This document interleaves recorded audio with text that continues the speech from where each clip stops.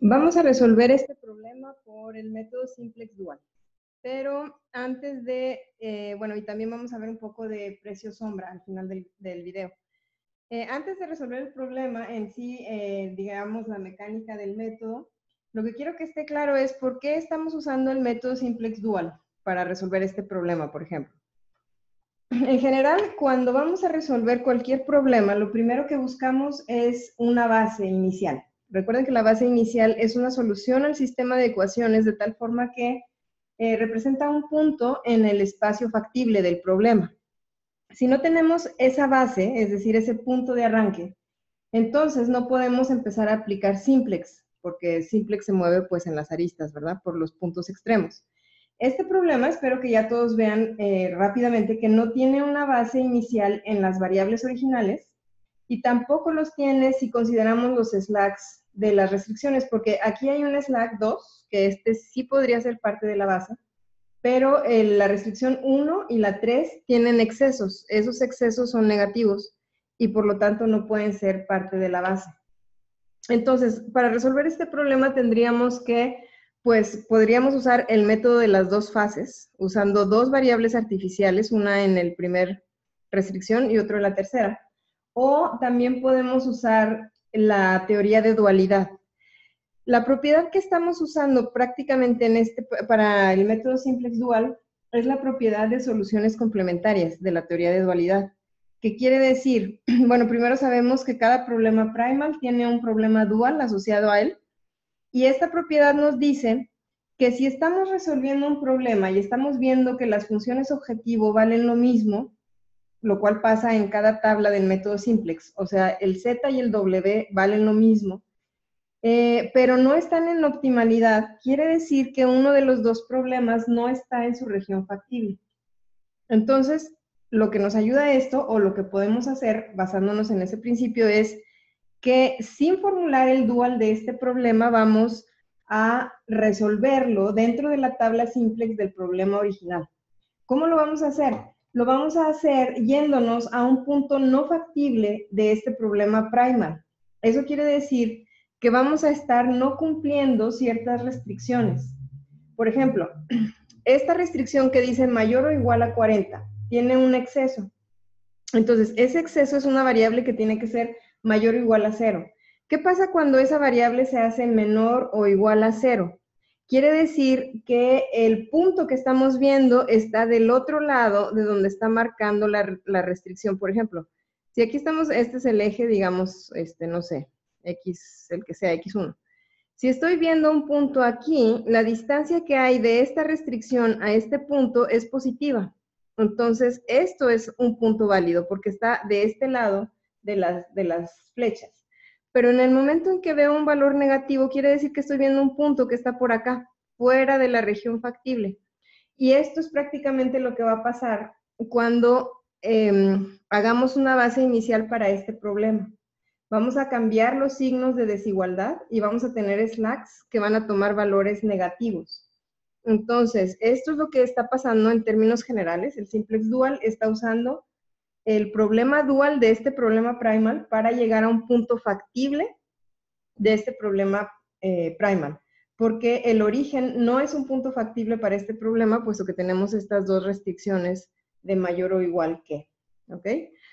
Bueno, eso es por la teoría de dualidad. Ahora, ya en términos prácticos, ¿qué es lo que el método hace?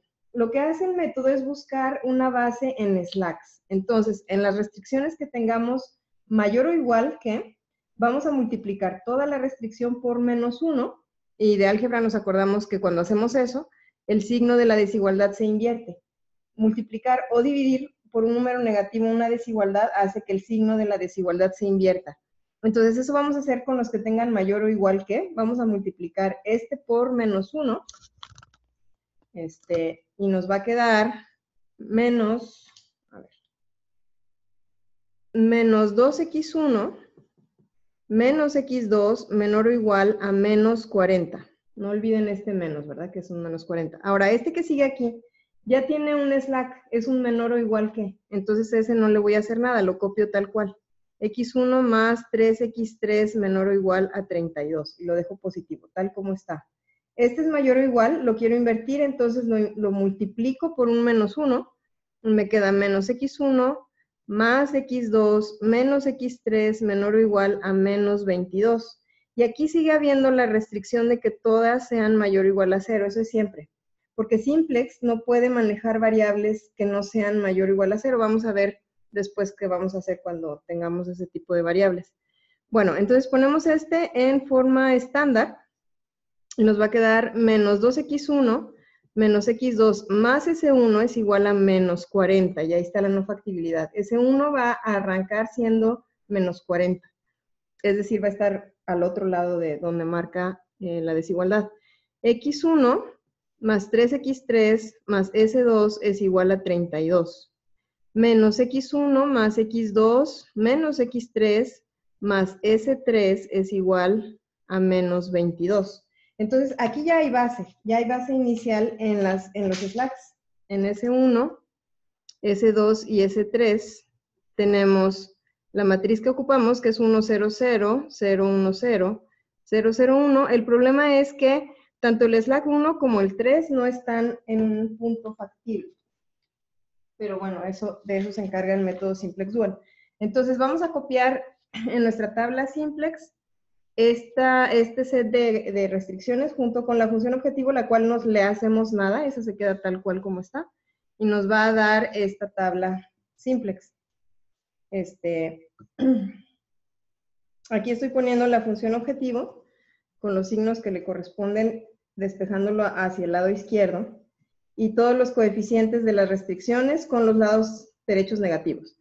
Ahora, dijimos que cuando es un problema max, bueno, para empezar, el método simplex dual va siendo como espejo del método simplex regular. Entonces, en el simplex regular, primero determinamos la variable que entra y después, dada la regla del cociente con el lado derecho, vemos quién sale. Aquí en el simplex dual va a ser exactamente al revés. Primero vamos a determinar qué variable sale, y esto lo hacemos porque queremos quitar la no factibilidad. Entonces, vemos únicamente las negativas. Determinamos cuál sale y después, con una regla que es similar a la del lado derecho, vamos a determinar quién entra. Entonces, en clase dijimos que vamos a usar una regla que sea, cuando el problema es max, va a salir la variable más negativa. Cuando el problema sea min, va a salir la menos negativa, no la positiva porque esa ya es factible. Vamos a ver solo las negativas. En realidad, esa regla no es, pues no es una regla conocida o fija, porque lo que nos interesa, al final de cuentas, es quitar todos los lados derechos negativos. Entonces, hagamos que salga la que queramos, va a salir bien el problema siempre y cuando estemos regresando a un punto factible del problema primal. Entonces, siguiendo pues la regla que dijimos para tener consistencia entre todos, vamos a hacer que salga aquí la variable más negativa, que en este caso va a ser S1. Entonces marcamos el renglón pivote. Simplex dual tiene lo mismo que simplex regular. Tiene una columna pivote y un renglón pivote. Lo que pasa es que en simplex regular, primero determinamos la columna pivote y después determinamos el renglón pivote, o sea, la variable que sale. Aquí, entonces ya tengo el renglón pivote. Recuerden que en simplex regular, una vez que tenemos la columna pivote, no vemos los negativos ni los ceros, vemos únicamente los positivos, estos no los consideramos. En simplex dual tenemos primero un renglón pivote y los positivos y los ceros no los vamos a considerar, sino únicamente los negativos, porque estos son los que nos van a hacer que se cambie el lado derecho a positivo. Entonces, de los elementos, y estos no los vemos por la misma razón que no vemos estos en simplex regular, porque están delimitando la región factible. En este caso es la región factible del problema dual, de este problema. Entonces, bueno, vemos los negativos de este renglón, y de esos, entre estos dos, vamos a decidir quién entra. Y lo vamos a hacer con una regla que se parece a la del simplex regular. En simplex regular hacemos lado derecho entre elemento de la columna pivote. En simplex dual vamos a hacer coeficiente del renglón 0 entre el elemento del renglón pivote. Ahora, esto hace mucho sentido porque, como les dije en clase, El lado derecho del primal viene a ser la función objetivo del dual. Entonces, aquí, al decidir cuál variable sale, es como si en el dual yo estuviera viendo su función objetivo. Cuando estoy haciendo la prueba para ver quién entra, sabemos que la función objetivo del primal viene a ser el lado derecho del dual. Entonces, aquí es como estar haciendo una prueba sobre el lado derecho del problema dual. Y lo que hacemos aquí es usar una relación en valor absoluto. Por ejemplo, aquí lo que voy a hacer es de los negativos, sin importar el signo del coeficiente en renglón 0, voy a hacer valor absoluto de ese coeficiente entre el elemento de la columna pivote y valor absoluto de ese elemento entre el negativo del renglón pivote. Y este signo del que está arriba en el renglón 0 en realidad no importa. Nada más tomo el número y veo cuál es el más pequeño. El más pequeño es el que va a entrar a la base. Entonces, el más pequeño entra, en este caso, va a ser X1, porque es el que tiene un medio, el otro es 2. Entonces, marcamos la columna pivote como X1, que es el que va a entrar. Y hacemos una eliminación gaussiana que se hace exactamente igual a como la hacemos en el simplex tabular. Entonces, cuando hagan eso, les va a quedar esta nueva tabla. Vamos a quitar esto.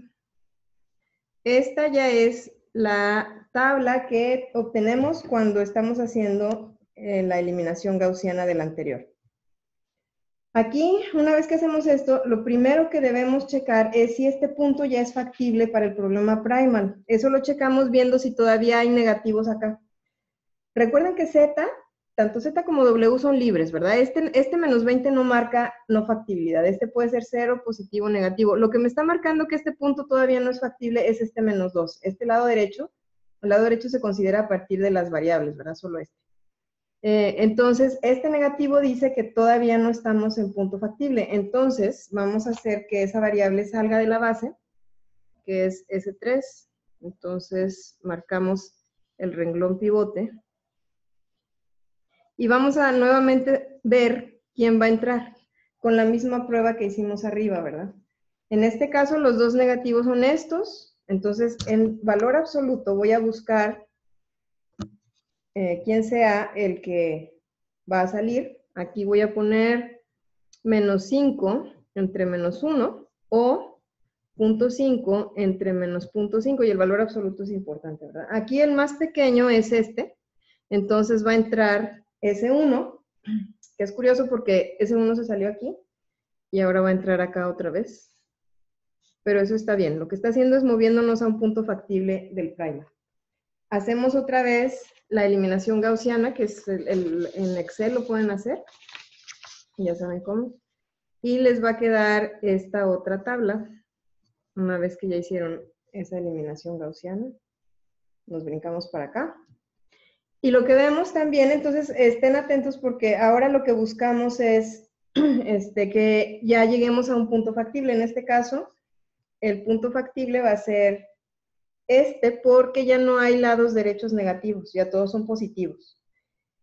Entonces, estos dos puntos son no factibles, que equivalen a la fase 1 del método de las dos fases. Este simplex dual es exactamente, o está haciendo exactamente lo mismo que haría la fase 1 del método de las dos fases. Si lo hacemos por dos fases, esta tabla va a ser la primera que vamos a encontrar para la fase 2. O sea, con esta tabla vamos a arrancar la fase 2 y luego ya que restituyen la función objetivo y lo ponen en la forma que debe ser, pues entonces ahí ya está, ¿verdad?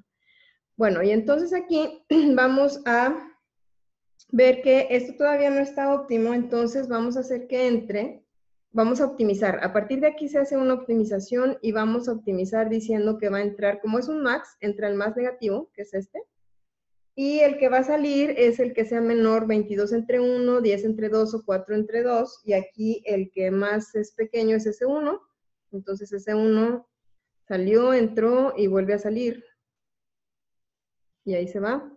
Pero ahora sí ya la eliminación gaussiana pues es igual, ¿verdad? Y aquí, a partir de aquí es el método simplex regular que ya conocemos. Entonces no me voy a detener mucho, nada más vemos la tabla que ya, la que sigue, que no es óptima todavía. porque tenemos este menos 10, entonces hacemos que este menos 10 entre. Vemos quién sale, 20 entre 0.5 pues es 40, entonces este no limita. Sale ese 2 aquí.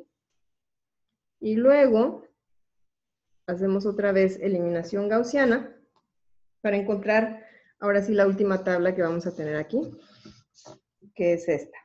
Esta es la tabla óptima, factible y óptima. Ahora, como les decía en clase, si ya haciendo la eliminación gaussiana en factibilidad, perdón, en optimalidad, optimización, de repente le sale un signo negativo del lado derecho, pueden ahí aplicar simplex dual y regresarse a factibilidad. Ahora ya hay más libertad.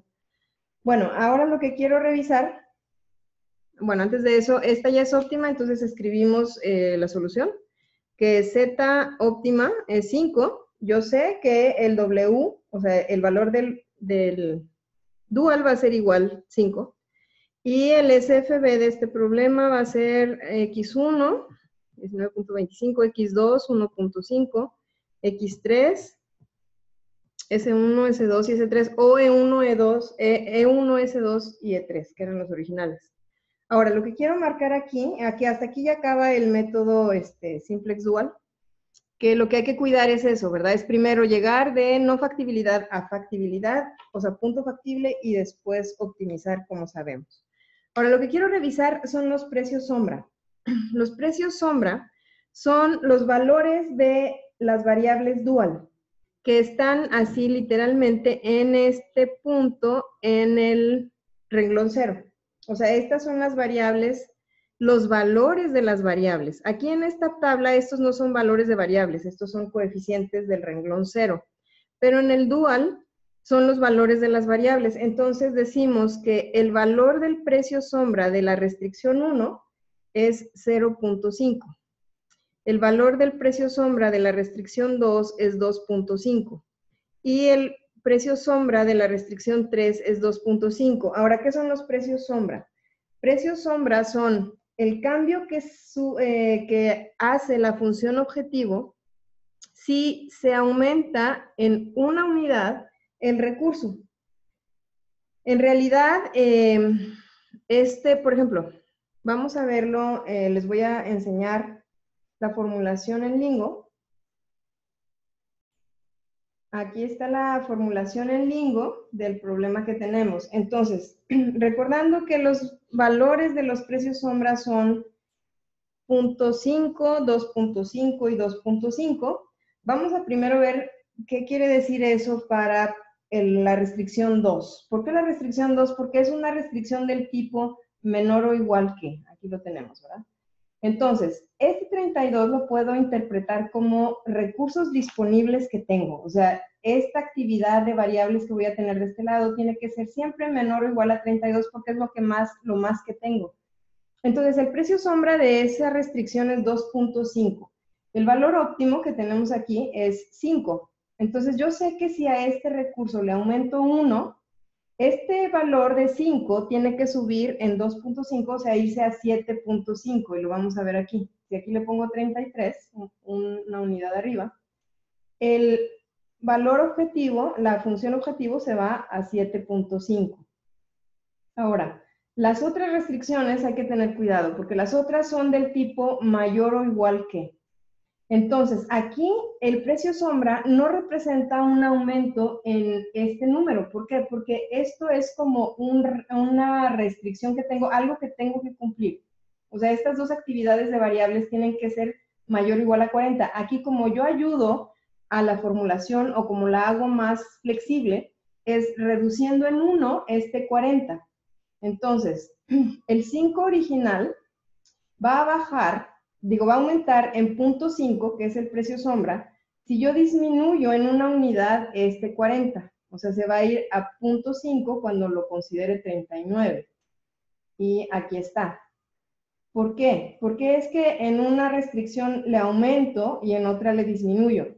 Eso es porque tienen que pensar en términos de lo que ayuda a la optimización. Aquí ayuda a que yo le dé más recursos, o sea, que le dé más chance de crecer un poco más. Aquí ayuda a que no lo restrinja a tener que ser tanto, o sea, que le baje un poco el requisito. Entonces, por eso este precio sombra actúa cuando se hace un para abajo. Igual va a ser con el otro, por ejemplo, aquí originalmente es 22. Si le pongo un 21, como el precio sombra es 2.5, voy a obtener 7.5 de función objetivo, aquí está. Entonces, estos precios sombra también funcionan en sentido contrario, ¿verdad? Por ejemplo, si este lo limito más, originalmente era 22, si le pongo 23, o sea, le estoy exigiendo más al problema, la función objetivo va a bajar en 2.5. Entonces, ahí está, ¿verdad? Se fue para abajo. Los precios sombra funcionan en ambos sentidos. Igual, si el de menor o igual, en vez de aumentarle en 1, le reduzco en 1, lo mismo va a pasar, va a tener 2.5 como función objetivo, o sea, está bajando en el precio sombra. Entonces, el precio sombra va a ser un indicador de cuánto va a cambiar la función objetivo, ya sea aumentar o disminuir, dependiendo de el signo de la restricción.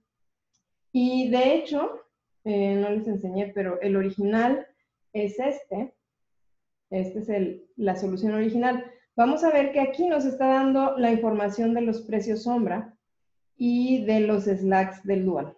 Aquí tenemos estas dos columnas y podemos ver que estos son los valores de las variables del problema primal, las que obtuvimos con el Excel.